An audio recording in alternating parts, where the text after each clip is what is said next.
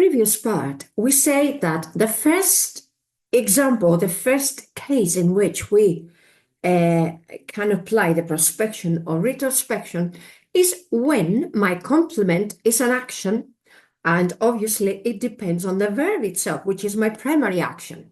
And we use the infinitive for prospection, and we use the gerund for retrospection. For example, remember to open the door, because first you remember and then you open the door. If you do not remember, you will not open the door. I remember having a coffee with him. This means that at some point of time in the past, you had a coffee with him and now you remember it. The second case in which we can apply prospection or retrospection is within the verb phrase. When we have an auxiliary, a Kevin,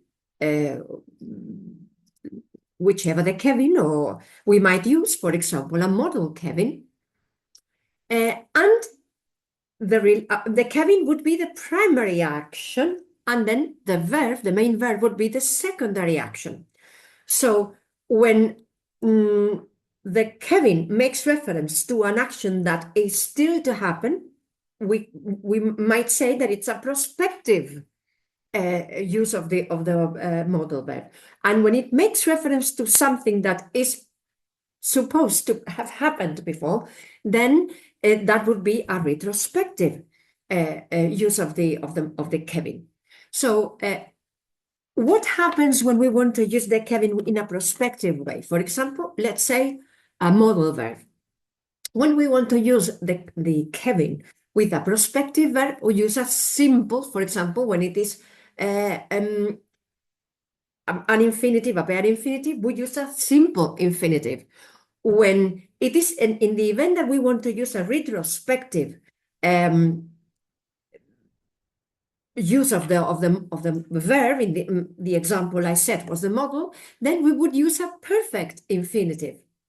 For example, if I say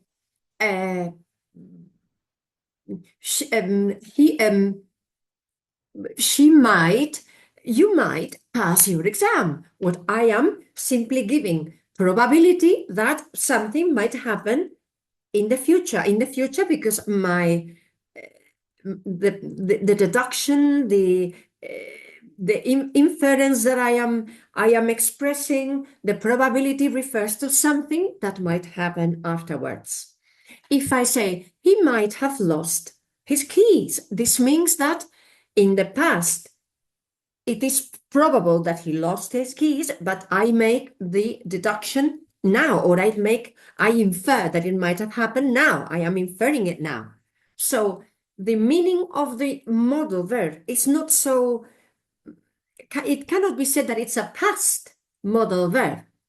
For example, if I say, yesterday I had to do my homework, that's a past modal verb because the obligation was past. But in this case, my deduction or my expression of probability, my inference is present. It is now that I am deducing, that I am thinking, that I am hypothesizing, and I am referring to something that happened before. Or for example, with future, when I retire, I will read a great deal of books, okay? That's prospective because the will makes reference to something that will happen next. But if I make reference to something that happened before, for example, by the time I retire, I will have worked for more than 40 years because I am expressing that in that time of the future, something will have happened before. So I am setting, or I am expressing the action with a retrospective approach. I mean, perfect tenses are not really tenses. The perfect is an aspect, and that aspect is a viewpoint on the action, a retrospective viewpoint of the action, more than a tense.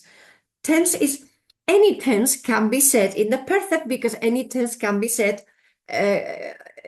retrospectively. The present perfect is retrospection from the present, and the past perfect is retrospection from the past. But we will see that in the next excerpt when we talk about the relationship between two different sentences, one submitted to the other.